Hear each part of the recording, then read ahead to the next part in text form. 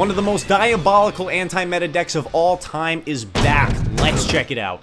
Alright, my friends, you guys really have to see this deck in action to get a feel for its full destructive power. This, without a doubt, is going to make you the villain of your locals, your regionals, the online scene, wherever you decide to play this massive troll deck. But let me stop talking, let me show you this game against the yummy Mitsurugi. And we're going first. We won the die roll, had a terrible opening hand, we're going Dragoon pass. And when he first reveals the Mitsurugi card in hand, I'm like, oh shoot, we're playing against Mitsurugi. I don't know how this is going to go. I don't know about the yummy side of things until later on into the game. And it's honestly just such a testament to how crazy splashable those cards can potentially be. So I spend my negate on the Mitsurugi ritual spell because I know that there's the potential that he could ritual summon a monster that could beat over the Dragoon. Meaning anything that can stop the Dragoon is something that we have to use the Dragoon to stop. But that clears the way for him to resolve the God card, that being the Obedient School, and that's when we see the other side of his engine. So here he's going to be able to cook on up, combo on through, and it gets real problematic for me because Yummy just spams the board with all these tiny guys, and they get massive because of that field spell, getting them 500 a pop. So I got cooked to game one, but you saw, that opening hand wasn't much. Let me show you what the deck can really do in games 2 and 3. So going first, this is the dream, guys, okay? Opening any hand with a combination. It's a 3-card combo, but it's the best 3-card combo in the freaking game, guys. Outside of Alpha, Zeta, Ben 10, this is what we like to see. Any way to Necro Valley, any way to Dragoon, and the massive, the mighty, the Royal Tribute. Guys, if you've never read this card, let me just tell you, if you have Necro Valley on the field, both players got to discard all the monsters from their hands. Now, let me tell you something.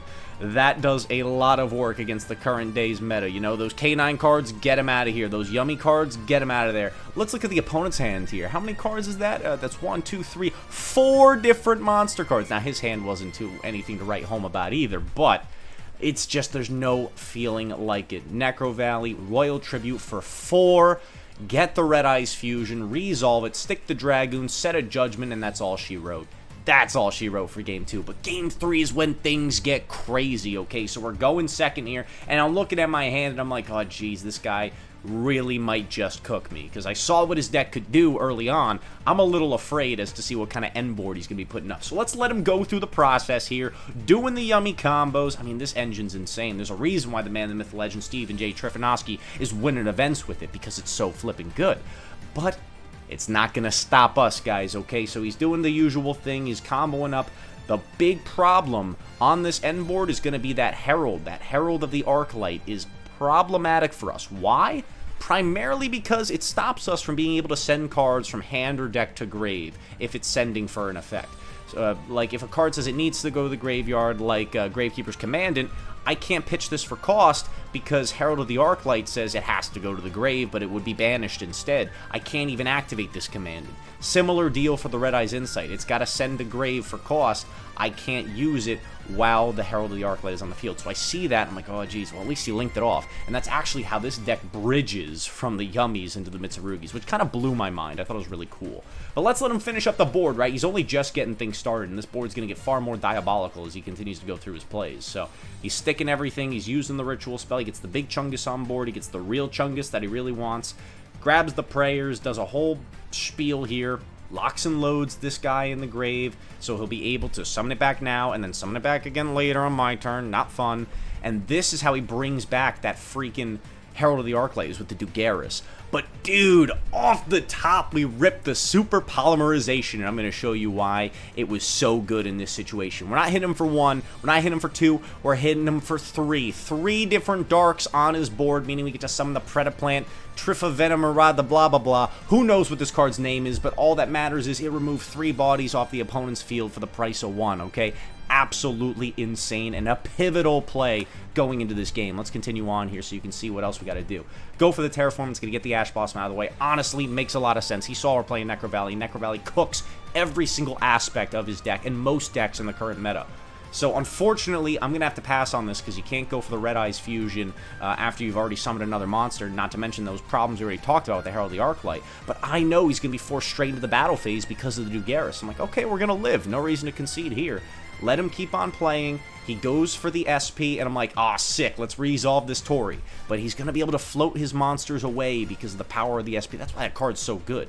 But I can clear it with the normal summon command and get that problem out of the way now, and then I can resolve my insight to line up my fusion for the next turn. I've got another Torrential Tribute set, a sneaky powerful card going into this right now. He's going to lower the attack points of my guy by 1,000 and then continue to combo here, but I hit him with the Torrential again and we wipe out 2 of his yummy monsters, which is going to be pivotal. Next we go for the Red Eyes Fusion here, and he has got nothing except for getting his own bodies off the field, so I can't blow him up and kill him. Hit him for the 3k, and we're going to pass. This is going to be a nail-biter right now. It's super close. He's got no plays. These cards are 100% dead. All he's got is the SP Little Knight Bing chilling here along with the other Lollipop, Yummy card, whatever the heck it might be. And this is when we're going to be able to close things out. So I go for the Dragoon effect. He chains the Yummy, and I'm like, okay, look, math here.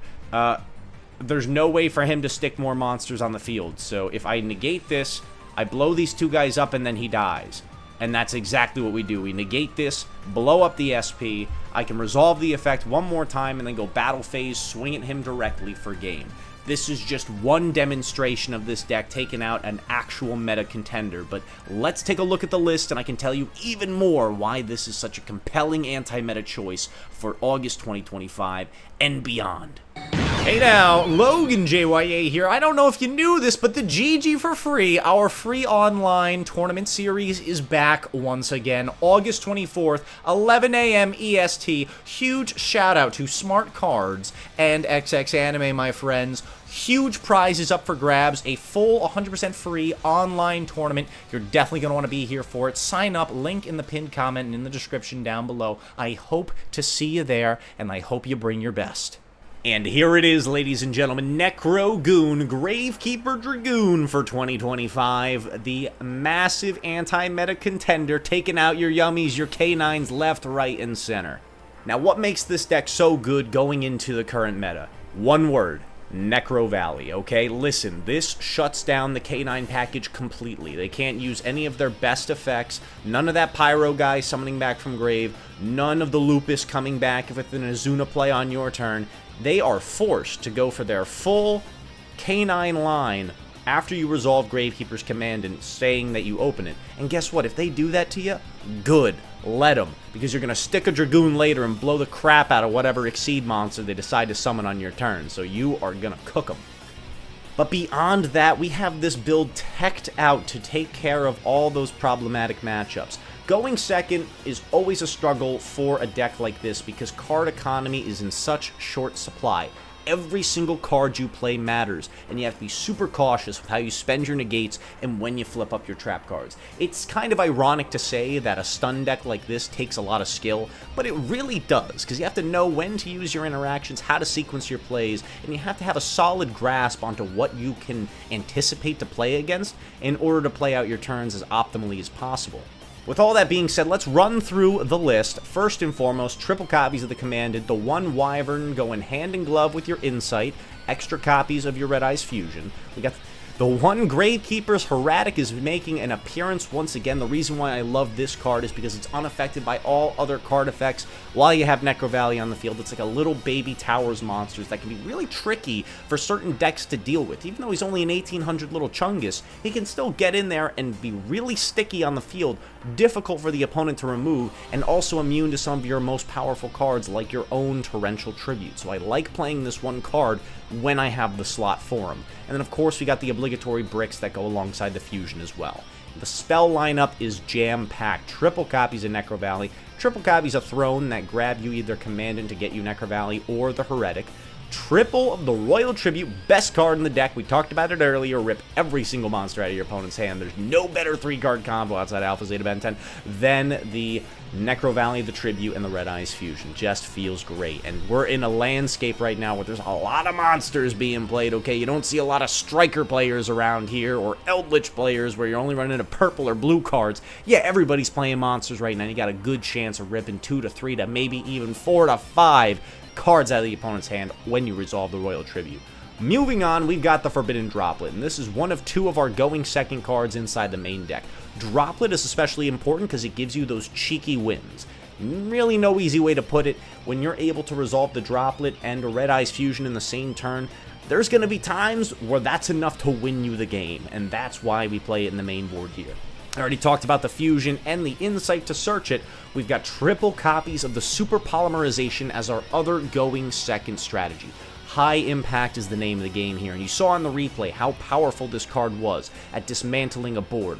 Into the current format, we've got an extra deck filled with targets. We'll talk about them in a little bit that can really shred apart a K9 board, a Draco Tail board, a Ryzeal board, whatever it may be. Malice, screw them all. Here's the one downside, the kicker. What's going on, guys? Got to give a huge shout out and thank you to xxanime.shop. Be sure to check out their link in the pinned comment and the description down below where you can get your hands on the brand new Dry Kage line of merch.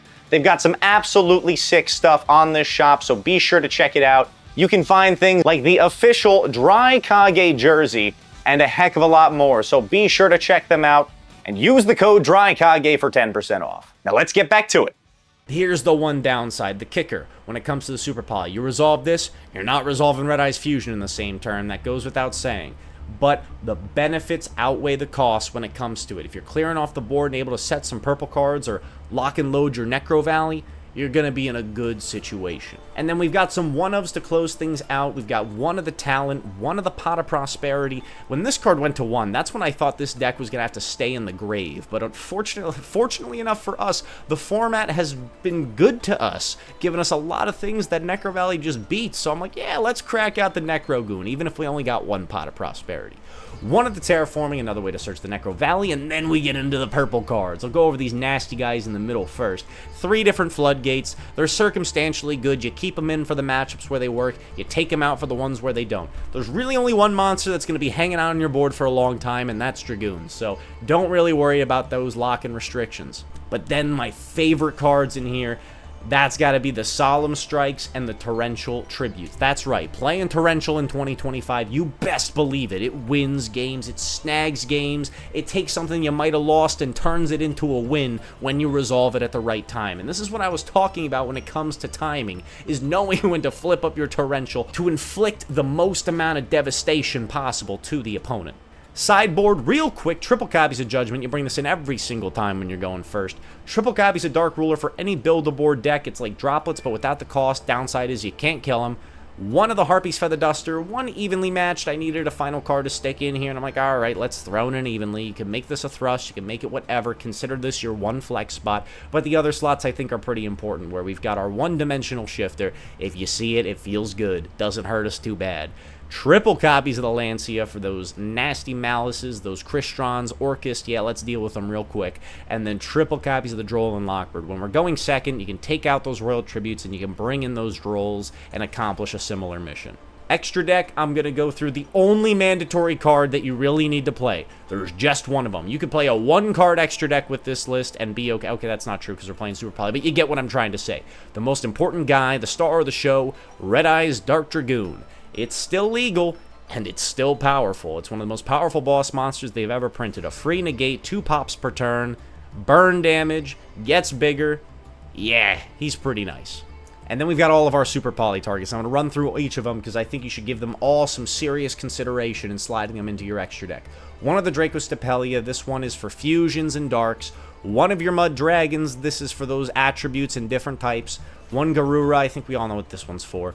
One of this new little guy, the Magistus Churrozo Wobo Bababoo Babu. You get the idea. Not bad into Draco Tail. In fact, there's a lot of matchups where this guy is sneaky, so it's definitely good to have him in your extra to snag away 2 unconventional cards off the opponent's field with the Super Poly. One of the Chimera for the Malice when there's 2 Cyverse on the field. One of the game-winding Predaplan, I can't remember how to pronounce his name, I'm not going to try. 3 Darks, suck him up, stick this big Chungus, who's also got a nice little Solemn effect in there to negate summons from the extra. It's sneaky if your opponent doesn't read it. And then finally, 1 copy of Starving Venom to round out the Super Poly targets. That's going to hit only 2 Darks, but still quite strong. Moving on from there, we got 2 cheeky rank 4s, one Gaga Cowboy. From those of you who may remember, I think it was 2 years ago, last time I did a Necro Valley list and had some replays in there, we won the game with the Cowboy. We burned him for games, so I wanted to keep it in here. And another high impact rank 4, that being our Baguska, for stalling out in case we are able to make him. Sometimes it can be a game winner. Since we had the room for it, I said, F it, let's stick in 2 Typhons. This card's just absolutely obscene, especially into a late game. One thing that I always struggled with this deck is finding additional ways to put up pressure. Well, guess what? Typhon can turn any normal summon into additional pressure if the opponent has played into it. And given what our current makeup of the metagame looks like, most of them are playing into it. And then finally, we've got 1 Little Knight and 2 Nightmare Monsters, a Cerberus and a Phoenix for some popping if it comes up. Will it come up? Who freaking knows? Well, my friends, that's going to bring the Dragoon 2025 update to a close. I hope you enjoyed it, and please do give this deck a try. If you stuck around to the end, I got some special news for you. Go down into the description, and you'll actually find a link where you can download this deck for yourself. Save you a little bit of time. I hope to see some of you guys at the next GG for free. Don't forget to check out xxanime.shop. And with all that being said, Logan JYA signing off. Have a great day, and I'll see you beautiful people later. Peace.